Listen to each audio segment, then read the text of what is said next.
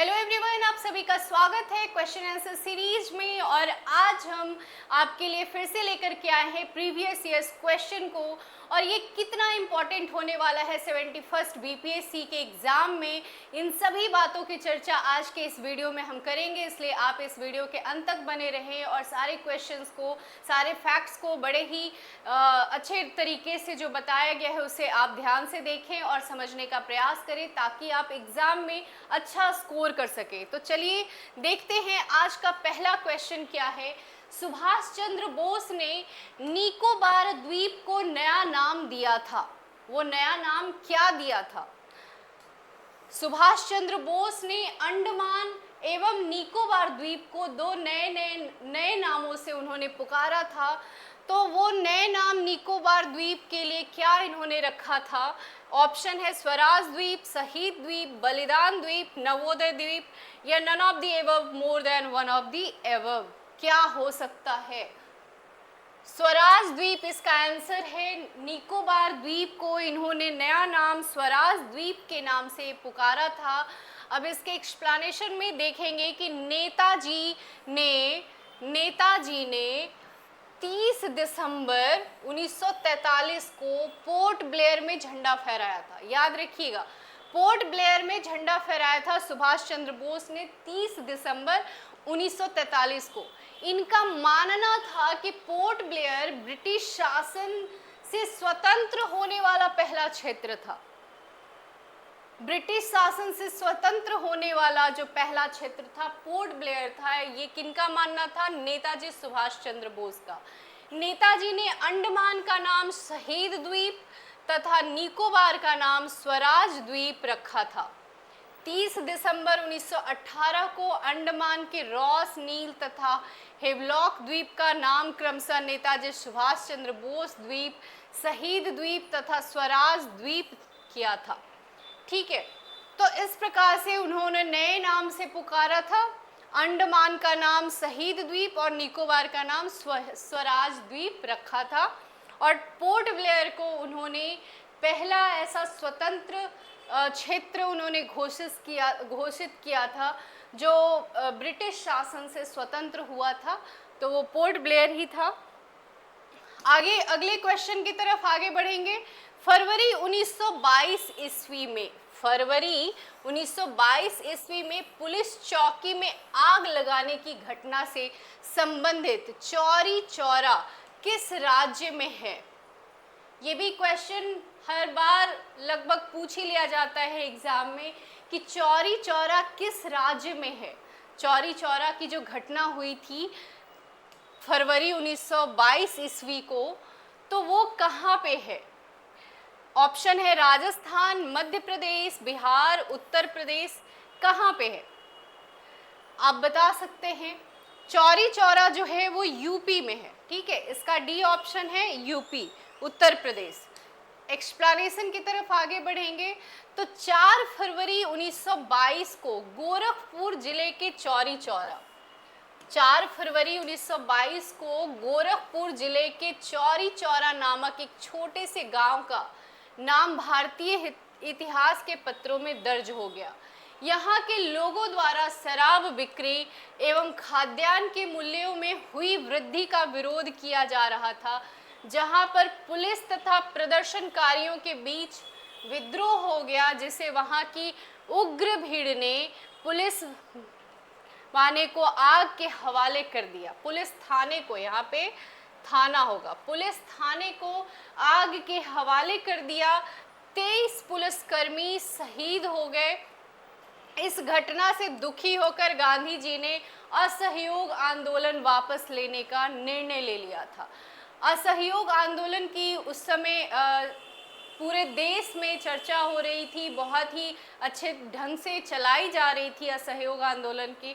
लेकिन गांधी जी ने कुछ इसके बीच में उन्होंने कुछ नीतियां रखी थी कि असहयोग आंदोलन के दौरान कहीं भी किसी भी प्रकार का हिंसा नहीं किया जाएगा, और अगर कहीं हिंसा होता है तो हम उसी समय तत्काल रूप से हम अपने असहयोग आंदोलन को वापस ले सकते हैं। लेकिन पूरे देश में सब कुछ सही चल रहा था, लेकिन चौरी चौरा नामक स्थान पे वहाँ पे लोगों के बीच में, पुलिस कर्मियों के बीच में विरोध हो गया, विद्रोह हो गया, और उसी बीच में पुलिस कर्मियों को मार दिया गया, जिंदा जला दिया गया कहा जाए तो। पुलिस थाने को ही पूरा जला दिया गया, बंद करके, उन्हें घेर करके। और इस प्रकार ये जो इतना बड़ा घटना होने के पश्चात जब गांधी जी को पता चलता है तो वो असहयोग आंदोलन वापस ले लेते हैं। उनका ऐसा मानना था कि अगर अभी हम असहयोग आंदोलन को वापस नहीं लेंगे तो इस प्रकार की हिंसा कई अन्य जगहों पर भी हो सकती है। तो इसलिए हम अपने जो आंदोलन है वो आगे फिर से किया जाएगा, अभी हम इसे यहीं पे तत्काल रूप से रोकते हैं। और इस प्रकार असहयोग आंदोलन गांधी जी ने वापस ले लिया चौरी चौरा घटना के पश्चात। ठीक है, खुदीराम बोस ने, अगला क्वेश्चन है, खुदीराम बोस ने किस स्थान पर किंग्सफोर्ड की हत्या का प्रयास किया था? खुदीराम बोस ने किंग्सफोर्ड की हत्या का प्रयास किस स्थान पे किया था? ऑप्शन है पटना, बी दरभंगा, सी मुजफ्फरपुर, डी गया। आंसर क्या है बताइए? पटना, दरभंगा, मुजफ्फरपुर या गया? कहाँ है? सी मुजफ्फरपुर में। खुदीराम बोस ने मुजफ्फरपुर स्थान पर किंग्सफोर्ड की हत्या का प्रयास किया था। ठीक है, इसके एक्सप्लेनेशन की तरफ आगे बढ़ेंगे तो सन 1908 ईस्वी में खुदीराम बोस और प्रफुल्ल चाकी नामक दो युवकों ने मुजफ्फरपुर के जिला जज D.H. किंग्सफोर्ड की हत्या के प्रयास में उनके काफिले पर बम फेंका था। इसमें धोखे से दो महिलाओं की हत्या हो गई जो मुजफ्फरपुर के वकील प्रिंगल कैनेडी की पत्नी एवं बेटी थी। इसमें प्रफुल्ल चाकी पुलिस की गिरफ्तारी से बचने के लिए आत्महत्या कर लेते हैं, जबकि खुदीराम बोस पुलिस ने गिरफ्तार करके 11 अगस्त 1908 को उन्हें फांसी दे दिया जाता है। ठीक है, तो ये पूरी घटना कहाँ हुई थी? मुजफ्फरपुर में, खुदीराम बोस एवं प्रफुल्ल चाकी के द्वारा किनके हत्या के इल्जाम में उन्हें फांसी दी गई? तो किंग्सफोर्ड के उन्होंने उनकी हत्या करने की कोशिश करी, लेकिन उनमें दो महिलाओं की हत्या हो गई।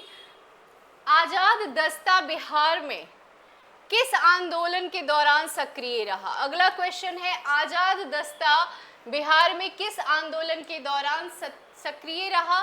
चंपारण सत्याग्रह, बी असहयोग आंदोलन, सी सविनय अवज्ञा आंदोलन, डी भारत छोड़ो आंदोलन, none of the above, more than one of the above. क्या हो सकता है बताइए? इसका आंसर क्या होगा? चंपारण सत्याग्रह, असहयोग आंदोलन, सविनय अवज्ञा आंदोलन, भारत छोड़ो आंदोलन। तो इसका आंसर है भारत छोड़ो आंदोलन। आजाद दस्ता बिहार में किस आंदोलन के दौरान सक्रिय हुआ था? तो किस आंदोलन के दौरान? भारत छोड़ो आंदोलन के दौरान सक्रिय हुआ था आजाद दस्ता बिहार के अंतर्गत। भारत छोड़ो आंदोलन के समय जयप्रकाश नारायण के नेतृत्व में नेपाल के राजविलास जंगल में आजाद दस्ता नामक संगठन का कार्यालय खोला गया था, जिसके माध्यम से युवा क्रांतिकारियों को प्रशिक्षण दिया जा सके। आजाद दस्ता का मुख्य उद्देश्य युद्ध कार्यों में सरकार को बाधा पहुंचाना था, जो सरकार के विरुद्ध तोड़फोड़ का कार्य करते थे। ठीक है, अगले क्वेश्चन की तरफ आगे बढ़ेंगे। 1946 ईस्वी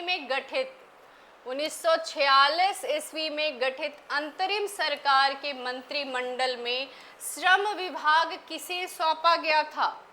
श्रम विभाग किसे सौंपा गया था? ऑप्शन है जगजीवन राम, डॉक्टर राजेंद्र प्रसाद, डॉक्टर अनुग्रह नारायण सिंह, सैयद अली जहीर, या इनमें से कोई नहीं। कौन हो सकते हैं? श्रम विभाग किसे सौंपा गया था? तो श्रम विभाग जगजीवन राम को सौंपा गया था। एक्सप्लेनेशन की तरफ आगे बढ़ेंगे तो देखेंगे 2 दिसंबर 1946 को एक ब्रिटिश उपनिवेश से एक स्वतंत्र गणराज्य में देश के संक्रमण की निगरानी के लिए भारत की अंतरिम सरकार का गठन किया गया। अंतरिम सरकार में जवाहरलाल नेहरू को कार्यकारिणी परिषद के उपाध्यक्ष, विदेश मामले एवं कॉमनवेल्थ संबंध, जबकि बिहार के जगजीवन राम को श्रम विभाग दिया गया था। ठीक है, जगजीवन राम को श्रम विभाग दिया गया था। अगले क्वेश्चन की तरफ आगे बढ़ेंगे। तो क्वेश्चन है 1942 ईस्वी में किस त्योहार के अवसर पर जयप्रकाश नारायण हजारीबाग जेल से निकल भागे थे? किस त्योहार के अवसर पर जयप्रकाश नारायण हजारीबाग जेल से निकल भागे थे? वैसाखी, होली, दशहरा या दीपावली? वो कौन सा त्योहार था? उस त्योहार के दौरान जयप्रकाश नारायण हजारीबाग जेल से भाग खड़े हुए थे। तो दीपावली के समय 1942 ईस्वी में दीपावली के समय जयप्रकाश नारायण हजारीबाग जेल से निकल भागे थे। इनका एक्सप्लेनेशन हम देखेंगे इस क्वेश्चन का। तो भारत छोड़ो आंदोलन के दौरान जयप्रकाश नारायण को गिरफ्तार करके हजारीबाग जेल में रखा गया था। भारत छोड़ो आंदोलन के दौरान। कब? भारत छोड़ो आंदोलन के दौरान। इस तरीके से भी क्वेश्चन पूछा जाता है कि जयप्रकाश नारायण को किस आंदोलन के दौरान गिरफ्तार किया गया? तो भारत छोड़ो आंदोलन के दौरान जयप्रकाश नारायण को गिरफ्तार किया गया। कहाँ पे रखा गया? किस जेल में? हजारीबाग जेल में उन्हें रखा गया। 1 नवंबर 1942 को दीपावली के दिन, जहां अधिक संख्या में सुरक्षाकर्मी छुट्टी पर थे, जयप्रकाश नारायण हजारीबाग जेल से भागने में सफल हो गए। 5 जून 1974 को जयप्रकाश ने इंदिरा गांधी के खिलाफ संपूर्ण क्रांति का आह्वान किया और जयप्रकाश नारायण के मरणोपरांत 1999 में भारत रत्न से इन्हें सम्मानित भी किया गया था। ठीक है, तो अगले क्वेश्चन की तरफ आगे बढ़ेंगे हम। क्वेश्चन नंबर 7 है नमक सत्याग्रह के दौरान। बहुत ही इंपॉर्टेंट क्वेश्चन है, ध्यान दीजिएगा। नमक सत्याग्रह के दौरान बिहार के लोगों ने नमक बनाने के साथ साथ सरकार के विरुद्ध किस कर का विरोध करने का विकल्प चुना था? किस कर का विरोध करने का विकल्प चुना था? नमक सत्याग्रह के दौरान बिहार के लोगों ने नमक बनाने के साथ साथ सरकार के विरुद्ध किस कर का विरोध करने का विकल्प चुना था? ठीक है, तो इसका बिहार बीपीएससी ने आंसर दिया है नन ऑफ दी एबव, मलबा, हाथी, विकास। उपयुक्त में से एक से अधिक या उपयुक्त में से कोई नहीं? तो उपयुक्त में से कोई नहीं इसका आंसर है। एक्सप्लेनेशन में देखेंगे, नमक सत्याग्रह के दौरान बिहार के लोगों ने नमक बनाने के साथ साथ सरकार के विरुद्ध चौकीदारी कर का विरोध करने का विकल्प चुना था। 1856 के तहत चौकीदारी अधिनियम पुलिस को किसानों से कर एकत्र करने और गांवों में चौकीदार रखने के लिए धन उपलब्ध कराने की अनुमति दी गई। गांधी द्वारा दांडी सत्याग्रह 12 मार्च 1923 से 6 अप्रैल 1930 तक चलाया गया था, जिसे नमक सत्याग्रह भी कहा जाता है। तो अब इसमें हम देखेंगे ऑप्शन क्या क्या था। मलबा, हाथी, विकास। तो ये तीनों कर तो नहीं हो सकते हैं। तो हमारे बिहार में चौकीदारी कर नमक बनाने के साथ साथ चौकीदारी कर को हटाने का भी उन्होंने विकल्प चुना था, विरोध करने का इन्होंने विकल्प चुना था। और साथ में इस सत्याग्रह के दौरान बहुत ही विरोध किया गया अंग्रेजों के खिलाफ। इसमें एक फैक्ट्स और है कि दांडी सत्याग्रह 12 मार्च 1923 से 6 अप्रैल 1930 तक चलाया गया था। ठीक है, 1856 के तहत चौकीदारी अधिनियम पुलिस को किसानों से कर एकत्र करने के लिए ये चलाया गया था और गांवों में चौकीदार रखने के लिए धन उपलब्ध कराने की अनुमति दी गई थी। अगले क्वेश्चन की तरफ चलेंगे।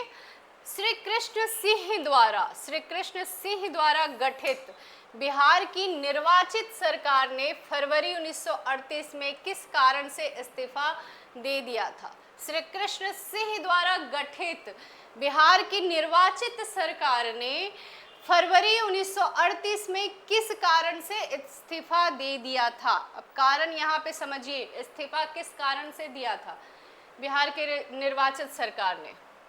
गांधी जी द्वारा ब्रिटिश के विरुद्ध सत्याग्रह आंदोलन के कारण, भारत की आज़ादी के आंदोलन में भाग लेने के कारण, राजनीतिक कैदियों को छोड़ने के कारण, उपयुक्त में से एक से अधिक या उपयुक्त में से कोई नहीं।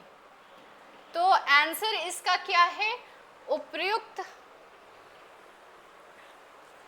इसका जो आंसर है सी है, राजनीतिक कैदियों को छोड़ने के कारण जो बिहार की निर्वाचित सरकार जो है वो फरवरी 1938 में इस्तीफा दे देते हैं। श्री कृष्ण सिंह द्वारा गठित बिहार की निर्वाचित सरकार राजनीतिक कैदियों को छोड़ने के कारण इस्तीफा दे देते हैं। ठीक है, अब इसके एक्सप्लेनेशन की तरफ आगे बढ़ेंगे तो देखेंगे श्री कृष्ण सिंह द्वारा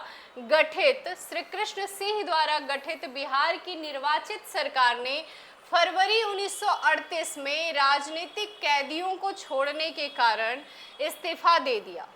ठीक है, वर्ष 1937 में जब श्री कृष्ण सिंह ने पहला कांग्रेस मंत्रालय बनाया तो उन्होंने राजनीतिक कैदियों को रिहा करने की मांग की। उनके मंत्रालय ने वायसराय पर दबाव बनाने के लिए 15 फरवरी 1938 को इस्तीफा दे दिया। वायसराय ने बाद में मांगों को मान लिया और योगेंद्र शुक्ला को मार्च 1938 में अन्य राजनीतिक कैदियों के साथ रिहा कर दिया। ठीक है, तो राजनीतिक कैदियों को रिहा करने के लिए उन्होंने इस्तीफा दे दिया था। जितने भी मंत्रालय के लोग थे वो सभी ने इस्तीफा दे दिया था। अब अगले क्वेश्चन की तरफ चलेंगे। किसने चंपारण सत्याग्रह के दौरान बिहार में गांधी जी की जान बचाई थी? ठीक है, चंपारण सत्याग्रह के दौरान अंग्रेज उनके खिलाफ विद्रोह भी करते हैं और इस बीच में गांधी जी की जान पे बनाती है, तो उसमें उनकी रक्षा कौन करते हैं? तो गांधी जी की जो जान बचाई थी, किसने चंपारण सत्याग्रह के दौरान बिहार में गांधी जी की जान बचाई थी? रविंद्र पाठक, बतक मियाँ, हामिद अंसारी, इनमें से एक से अधिक या इनमें से कोई नहीं? तो बतक मियाँ ने गांधी जी की जान बचाई थी। इसके एक्सप्लेनेशन की तरफ आगे बढ़ेंगे तो देखेंगे चंपारण सत्याग्रह के दौरान बिहार में बतक मियाँ ने गांधी जी की जान बचाई थी। अफ्रीका से लौटने के बाद गांधी जी नील के लिए किसानों की दुर्दशा का जायजा लेने चंपारण के जिला मुख्यालय मोतिहारी आए थे। इरविन ने गांधी की हत्या के लिए बतक मियाँ को जहर मिला दूध का गिलास देने को कहा। बतक मियाँ ने दूध का गिलास देते हुए गांधी जी और राजेंद्र के कानों में यह बात बता दी। गांधी जी की जान तो बच गई, लेकिन बतक मियाँ को भारी कीमत चुकानी पड़ी। ठीक है, तो आगे अगले क्वेश्चन की तरफ आगे बढ़ेंगे जो अंतिम क्वेश्चन है। असहयोग आंदोलन के दौरान किसने बिहार में किसानों की अगुवाई की थी? असहयोग आंदोलन के दौरान किसने बिहार में किसानों की अगुवाई की थी? ऑप्शन है श्री कृष्ण सिंह, स्वामी विद्यानंद, राजकुमार शुक्ल, इनमें से एक से अधिक या इनमें से कोई नहीं। कौन हो सकते हैं? श्री कृष्ण सिंह, स्वामी विद्यानंद, राजकुमार शुक्ल। इसका आंसर है बी, स्वामी विद्यानंद। असहयोग आंदोलन के दौरान किसने बिहार में किसानों की अगुवाई की? तो स्वामी विद्यानंद ने अगुवाई करी थी। अब इसके एक्सप्लेनेशन में देख ले तो असहयोग आंदोलन के